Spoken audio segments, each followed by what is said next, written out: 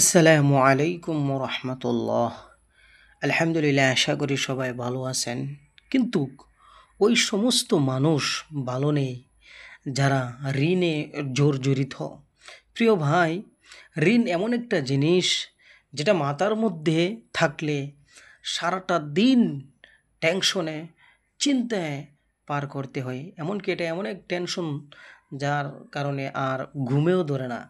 তো এই অবস্থায় যদি আমার পিঠটা দেওয়ালের মধ্যে ঠেকে যায়, তাহলে ওই অবস্থা থেকে আমি মুক্তি পাওয়ার জন্য আল্লাহ রসুল সাল্লাল্লাহু আলাইহি ওয়াসাল্লাম আমাদেরকে একটি দোয়া শিক্ষা দিয়েছেন এবং এই দোয়াটি অনেক কার্যকরী।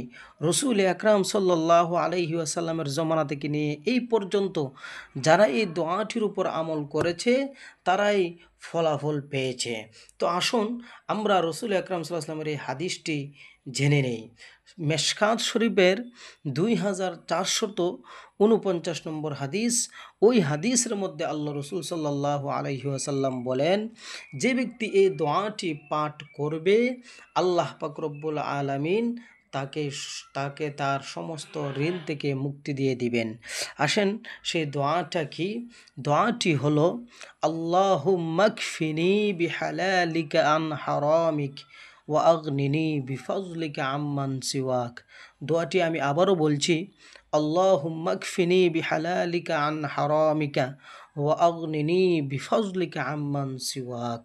এই দোয়াটির অর্থ হলো, হায় আল্লাহ, আপনি আমার জন্য হারামের পরিবর্তে হালালকে আমার জন্য যথেষ্ট করুন এবং আপনার অনুগ্রহ এবং ফজল করমে আমাকে সচ্ছলতা দান করুন।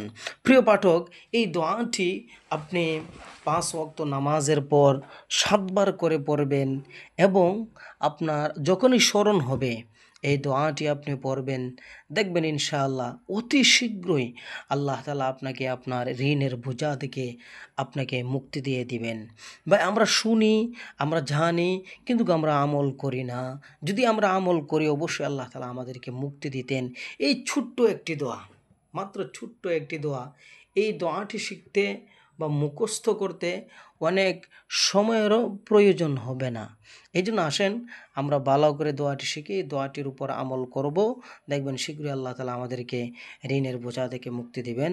আল্লাহ তাআলা আমাদেরকে আমল করার তৌফিক দান করুন। আমিন।